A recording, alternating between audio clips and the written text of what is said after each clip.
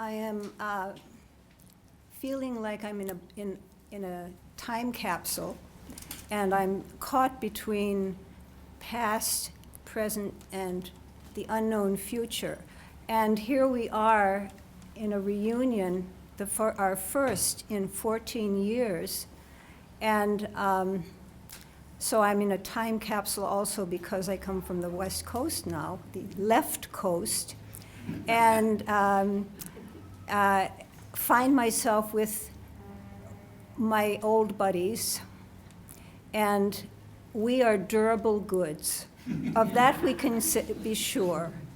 And I certainly recognized in all those names that Stephen brought up, and I'd like to add also Roy Kiuka was an important mentor to me, Daphne Marlett, and Matthew Van Beyer. So I'm going to stick pretty much to new poetry, just because that's what I really want to share with you. And I'm a book person, as everyone here is. We're the bouquiniste, and we're lovers of book. And I live very close to the University of Oregon. They also have a rare book room, and many poetry readings have taken place there, including Nicole Brossard came not too long ago and read in translation.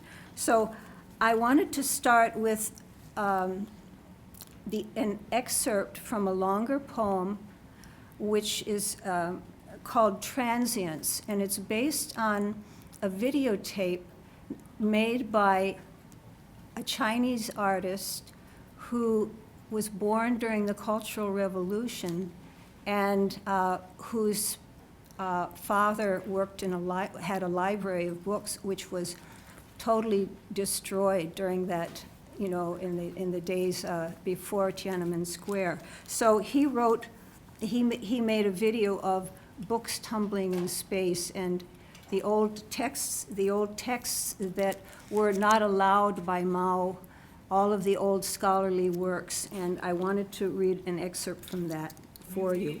Up, please. Speak a little louder. Oh, certainly. Is this better? To the mic. That's good. Okay, we got it. All right. So his name is Zhao Zejie. He's a great painter. Watching transience. To soft tones of a plucked instrument, loose pages from books drift and float in black space. Rescued from musty stacks of old Chinese libraries, once bound by threads, now torn apart, they free fall, fluid as silk, crumpled as leaves in autumn, transparencies carried by unseen winds into emptiness. Paper sleeves and skirts bearing only traces of language, weathered graffiti, undulating to strum of vintage lute. Uncovered, unmoored, and swept beyond context of companion pages, what do they have to tell us? And we can certainly ask that of the books here in the Rare Book Room.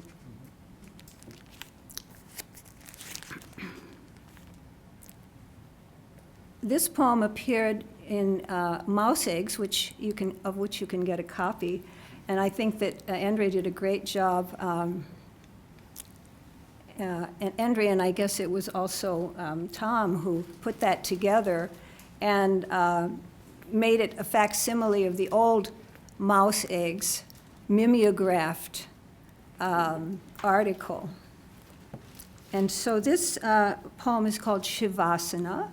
Those of you who do yoga know what that is. It's the corpse pose, which we all await eagerly after our yoga sessions.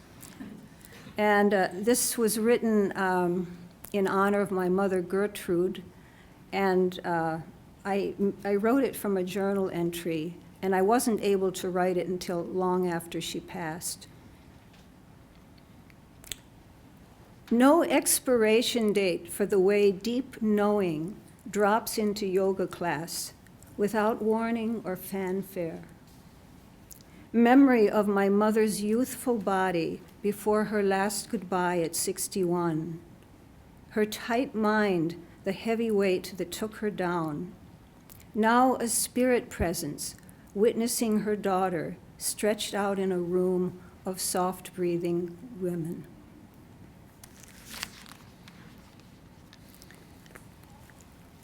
Now, some of you knew Matthew Van Beyer, and he was a fine teacher at John Abbott. John Abbott is where many of us met, and Andre was there, and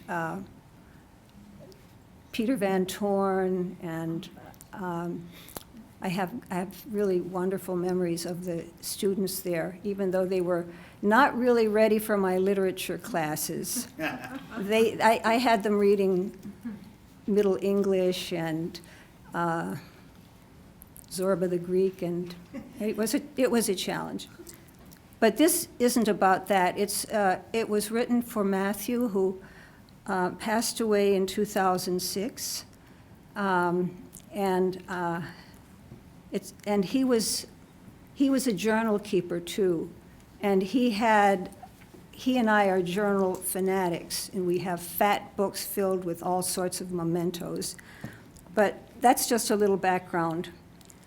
And he also made a recording called Melopoesis with the Montreal composer Dave Gossage, and it's a very beautiful, he had a voice that's unforgettable.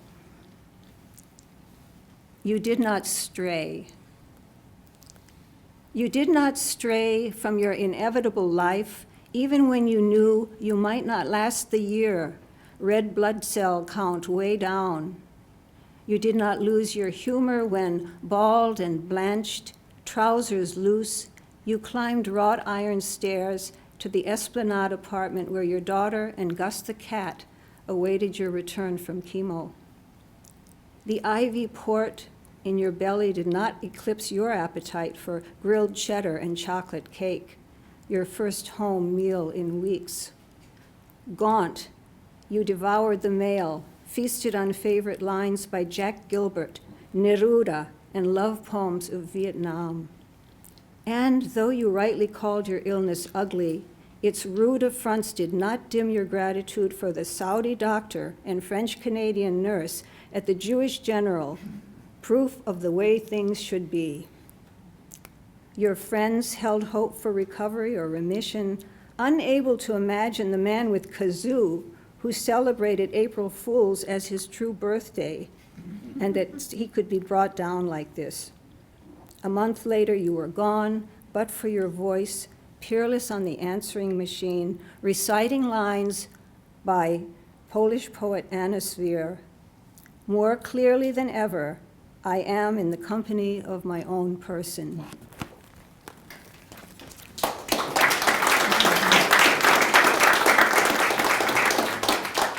Now, he was a good friend of the Eastern Township's poet Avram Malice. All these interconnections. So I'd like to read a poem that I had written for Artie, and it's a dream poem, and it appears in my book Cloudgate, and I want to quote Artie for a minute. He said, poetry is a listening art, and he and I were so bound by our love of all kinds of music, from Rachmaninoff to blues. And so, he called himself Blind Baby Grunt. That was one of his monikers. Anyway, this is a dream for Artie. Rock flute. We labored again and again to roll away the smooth black rock, blocking free passage of our voices through a row of lustrous stones lined up in long grass. Facing each other at opposite ends, we were kids messaging through a corridor of shiny black rocks. Crazy! We just knew those rocks were a throat through which we could pass, oh, what sounds. We pried until the blockage was gone and music, long and liquid, was freed from crystalline form. Why, we laughed to hear such brook music purl and pour from the throat of black rocks. And I wanted to read this because he really liked that poem and sent me a long letter, typewritten in black and red ink. And he was a real letter writer. We were all letter writers in those days, and we were using typewriters and mimeograph machines, and so.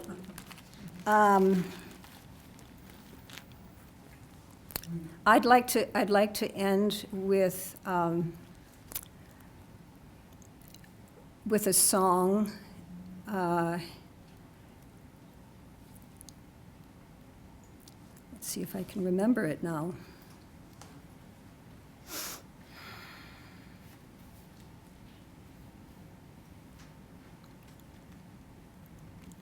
Heartache ain't nothing to complain about.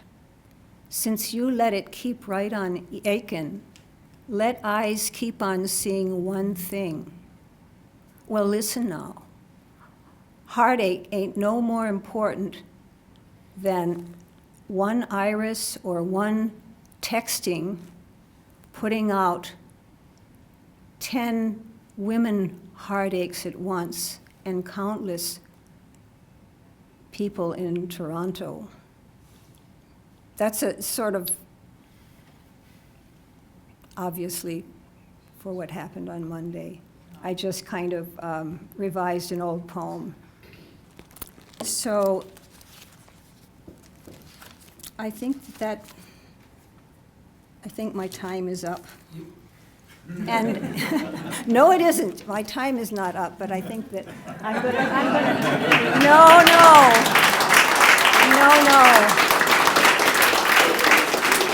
We may be out of the bubble of youth, but our spirits are bright, and our minds, though full of chaos, are also working on clarifying our connection with the spirit.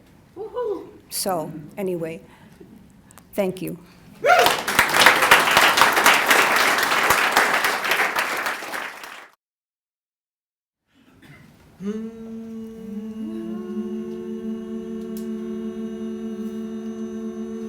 God, his body, his body, his body, his body, his body, his body, his body, his body, his body is beautiful.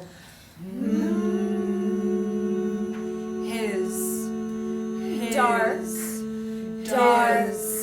velvet, velvet, velvet, sex, color, I have no name for his rising, his rising, his rod, ready, a maenad,